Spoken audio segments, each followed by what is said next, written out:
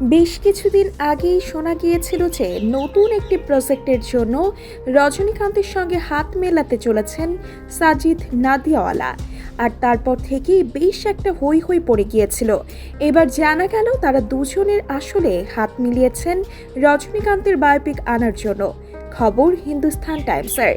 বলিউড হাঙ্গামার তরফে একটি রিপোর্টে সম্প্রতি জানানো হয়েছে সাজিদ নাদিয়াওয়ালা একটি বড় সড় চুক্তি সই করেছেন রজনীকান্তের সঙ্গে, তাও যে সে ছবির জন্য নয়, একেবারে অভিনেতার বায়োপিকের জন্য। সূত্রের তরফে জানানো হয়েছে প্রযোজক যে কেবল অভিনেতার অভিনয়ের ফ্যান সেটাই নয়, তিনি ব্যক্তি হিসেবেও ভীষণই পছন্দ করেন রজনীকান্তকে। সাজিদ নাদিয়াওয়ালার মতে একজন বাস কন্ডাক্টর থেকে ভারতীয় ছবির সুপারস্টার হয়ে ওঠা মোটেই মুখের কথা নয়, আর এই গল্প বিশ্বের সবার জানা উচিত।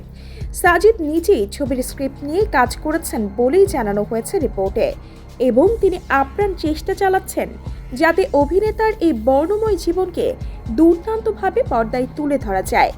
জানা গেছে বিগত কয়েক মাস ধরেই নাকি সাজিদ রজনীকান্ত এবং তার পরিবারের সঙ্গে নিয়মিত যোগাযোগ রেখে চলেছেন, যাতে গল্প বা তথ্য বা স্ক্রিপ্টে এতটুকু ফাঁক না থাকে।